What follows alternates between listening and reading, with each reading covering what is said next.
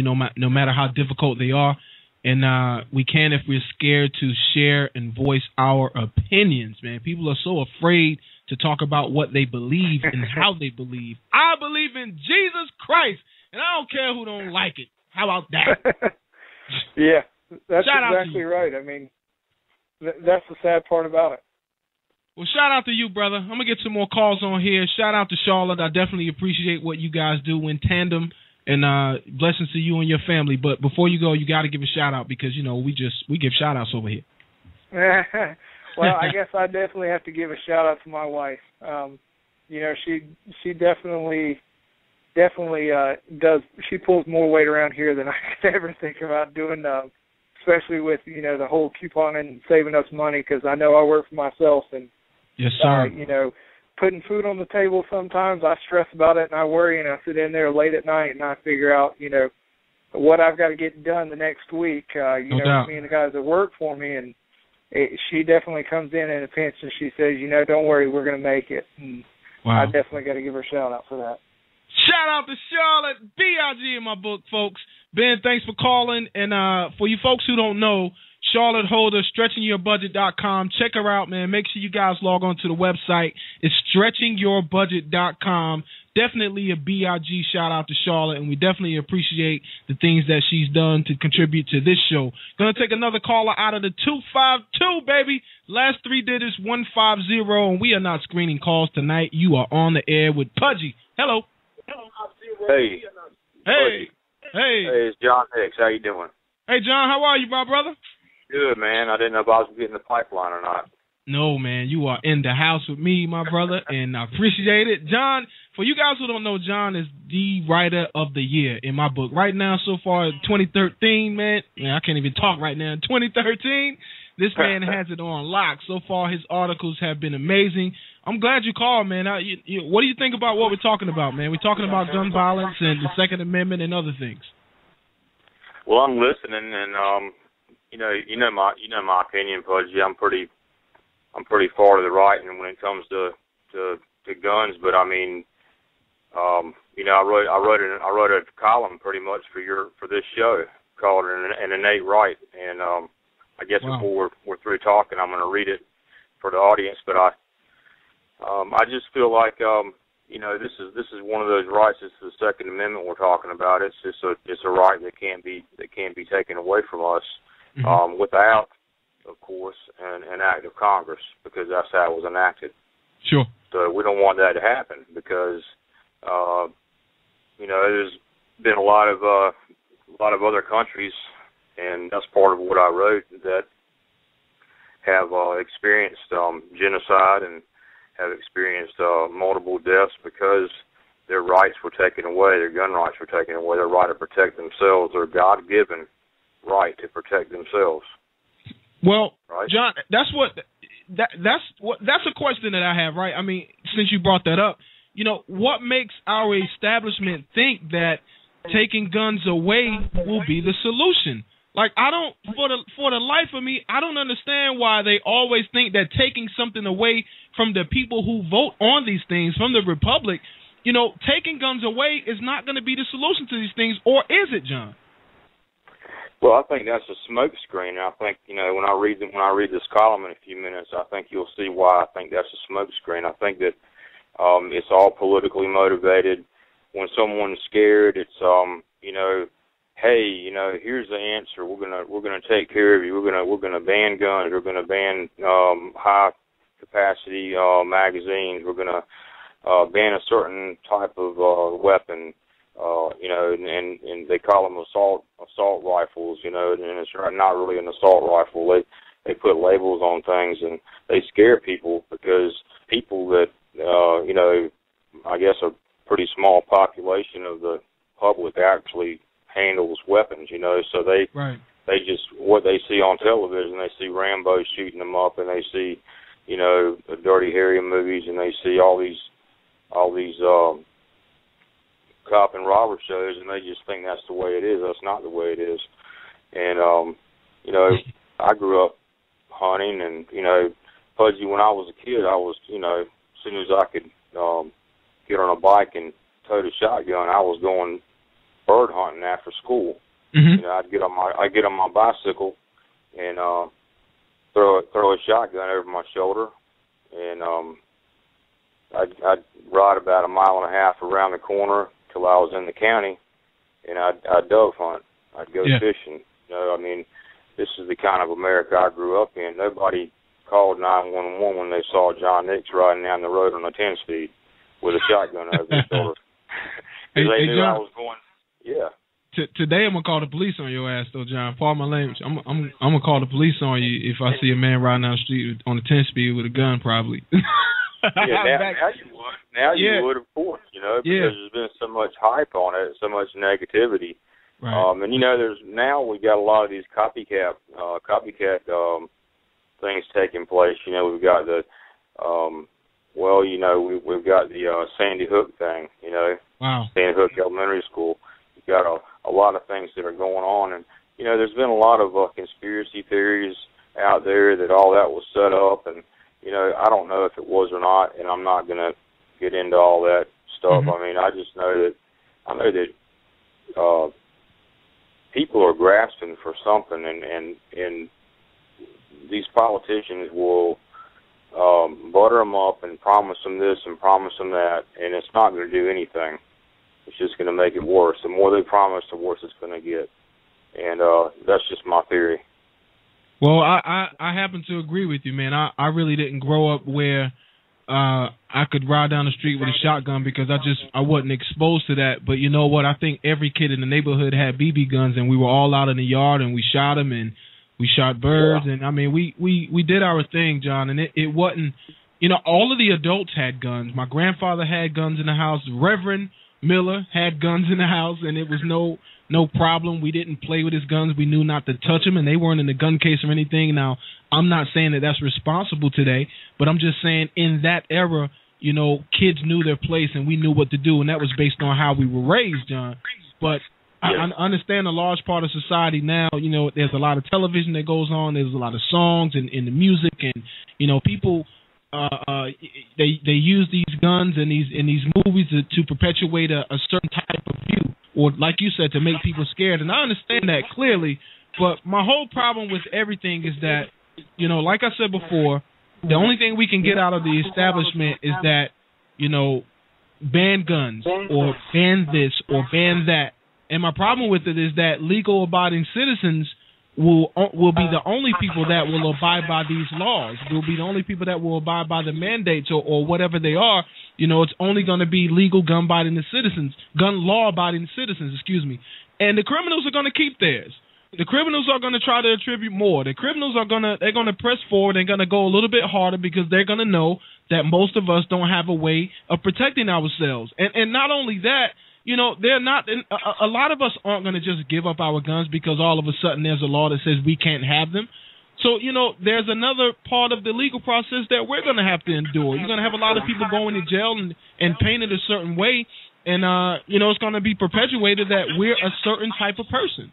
So there's a lot into this, John, that's not being talked about, and I personally don't think de-arming America is the solution to gun violence, and I don't know what the solution is, but I know de-arming American citizens is not one of them. No, it's not, and you know, history tells that story, and you know, you said a mouthful there. I mean, you know, having the you know, because you have the thing about you know, take my guns away, and if you make guns illegal, only criminals are going to have guns. Well, that's true. I mean, and because you know, if you want a gun, you don't have to go down and purchase one at the gun store or the pawn shop. You can find somebody that's going to sell you a gun. We all know that.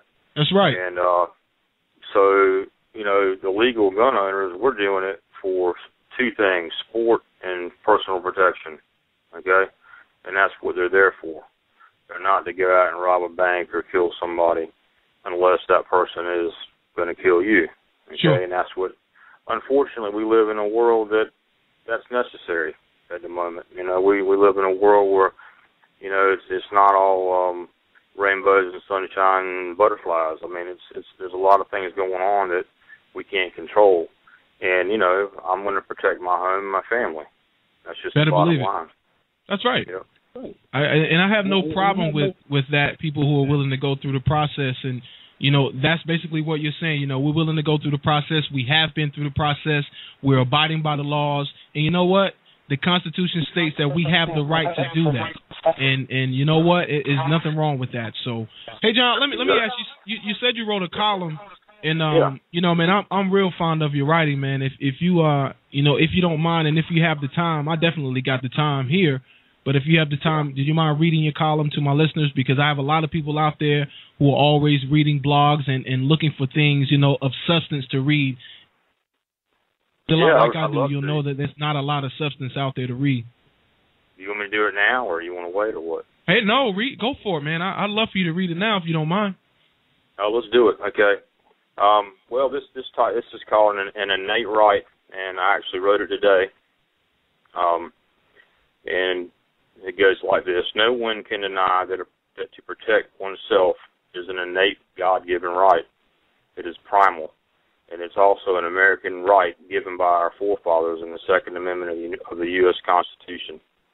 Americans enjoy a general sense of security for the most part. We are insulated from military coups and tyrannical regimes, as is commonplace in some countries. For over 200 years since gaining independence from the British, we have lived in a republic, free of violence from other governments and certainly our own. This freedom and others are born out of our Constitution as was adopted September 17, 1787, and went into effect March 4, 1789. The first 10 amendments, referred to as the Bill of Rights, were ratified on December 17, 1791. Contained in the Bill of Rights, the Second Amendment is designed to be the protector of those rights. For example, the Second Amendment enforces and protects the First Amendment. The First Amendment reads as follows: Congress shall make no law respecting an establishment of religion or prohibiting the free exercise thereof, or abridging the freedom of speech or of the press, or the right of the people peaceably to assemble and to petition the government for a redress of grievances. Water break. All right, this opening to the Bill of Rights provides the core of what sets us apart from the rest of the world. Can you imagine a life living in fear of imprisonment, or expressing our religious beliefs, or even discussing the problems we see with or even discussing the problem we see with our leadership? Can you imagine living in silence for fear of death or imprisonment? The Second Amendment is designed to protect these very basic human rights. The Second Amendment states, a well-regulated militia, being necessary to the security of a free state, the right of the people to keep and bear arms shall not be infringed. What does this mean? To understand, we must first understand, when written in 1789, the colonies had just gained independence from a tyrannical government, the British. We were now the United States of America, and it was very fresh in the minds of our leaders just how important it was to safeguard our freedom. They had lost their brothers and sisters to the advances of the British during the Revolutionary War, so this newfound freedom needed protecting. The Second Amendment was written not to protect us from others, but to protect us from ourselves, or our own government to turn rogue. Okay? There was no standing army at the time of ratification of the Bill of Rights, so the militia aspect within the Second Amendment is often challenged. Opponents say we don't need the Second Amendment because we now have a military. This can easily be trumped by the very fact that a government with a standing army is all the more reason for the people to be armed. A military that obeys a tyrannical leader of a tyrannical regime is a danger to our way of life. Ignorance breeds fear. Fear spreads like poison ivy. The Dianne Feinsteins of American politics threaten our basic rights by marketing misinformation. Though her true modus operandi is to ban all guns except for the military and police, she and her cronies attempt to incrementally whittle away at our Second Amendment rights. If she wins at banning assault rifles in inaccurate term, then she goes for the jugular vein next. That's just how liberal progressives operate, and each time they win, we lose a little bit more freedom. The foundation of our nation is eroded through the wrongful association of firearms with evil. Firearms used the wrong way are no way near as dangerous as someone like Feinstein using her office and authority to subversively cut the legs out from under our rights as a free people.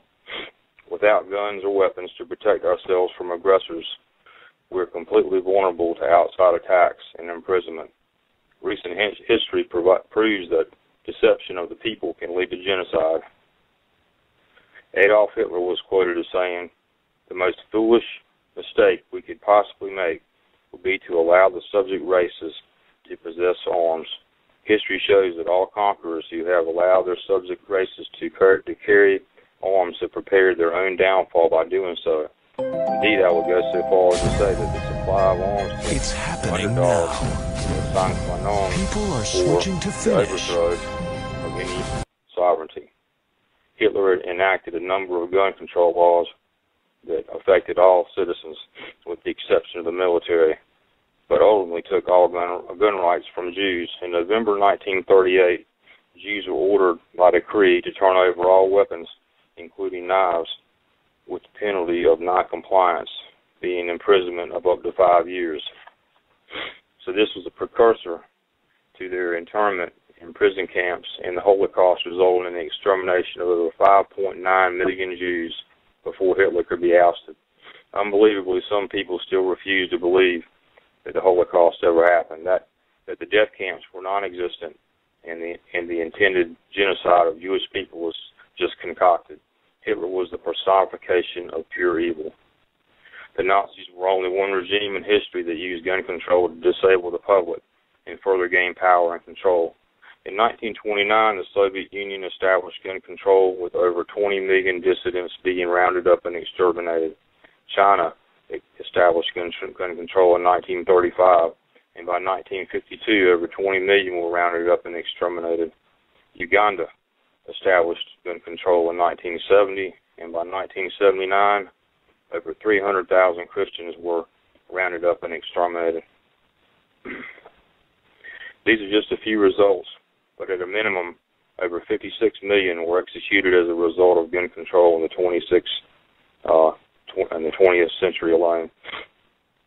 Gun control laws instituted in Australia have resulted in a rise in homicides of around 300% and armed robberies of 44%. It is now illegal to defend yourself in Australia. Do we want these problems here? From these examples, it becomes clear that gun control laws adversely affect law-abiding citizens that own weapons for their intended purposes, self-defense and sport. Think about the following. There are about 3,000 abortions performed daily since the 1973 Roe v. Wade U.S. Supreme Court case, whose ruling made it legal for mothers to abort their young. Since that case, there have been well over 50 million abortions performed. Why is abortion significant to our gun control discussion? It's important because those persons politically aligned to support laws prohibiting law-abiding citizens from owning firearms or certain types of firearms also toot the tragic death toll of people killed by firearms. We hear about the gun violence toll all the time from the mainstream media, but when was the last time you heard a reporter give numbers on how many abortions were performed that day? That's key. In 2011, there were 8,583 gun-related deaths in the U.S., less than 1/3 of 1% of the total death toll. This number does not include unborn children, since they are not counted as a death statistic. Now, multiply 3,000 abortions per day times 365, and you will find that total number of abortions in 2011 is well over 1 million deaths. So there are more unborn fetuses murdered in 3 days than there are people killed by guns in the U.S. an entire year. Does that put things into perspective for us? Why do liberal progressives believe it's okay to murder unborn children, but not okay to defend oneself by exercising our Second Amendment rights. From the above comparative analysis, it becomes clear that gun control is not at all about saving lives, but about power, control, and indoctrinated fear. The left's gun control dialogue is a smokescreen and political diversion crafted to steer the emotions of the public into conformity. An example of this is the recent Sandy Hook elementary school shootings that led to other copycat shootings and more political posturing. Never let a good crisis go to waste, or a tragedy for that matter. The Second Amendment was written as a protective safeguard against those politicians and extremists with malcontent for our Constitution and our well-being. It was written for us, we the people, to aid in protecting our sovereign rights, innate to our unique American heritage. The Constitution of the United States is the supreme law of the land. It would take repeal of the Second Amendment by Congress to take this basic right. If this happens, even under duress, we are finished as the greatest nation in the history of the world. Make your voice heard. The time is now, not later, when your freedom of speech is stifled. That's it.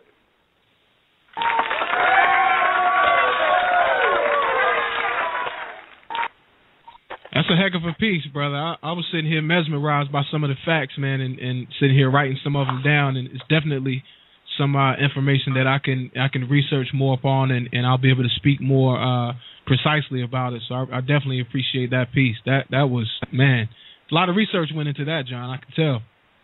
Well, read. You know, I emailed you that too, so you'll have it in writing, and you can use it to look into. But I you know, the one thing when I was writing this that really just blew me away. I looked at the number of deaths, the number of abortions per day. You know, 3,000 per day, and then look at comparatively look at the number of deaths by gun. Not even 9,000 per year. Okay, so we got in 3 days we're exceeding with abortion what we are with guns in a year. Yeah. See, that's just mind-boggling to me. I didn't have any idea. This is something I found out when I was writing, when I was researching.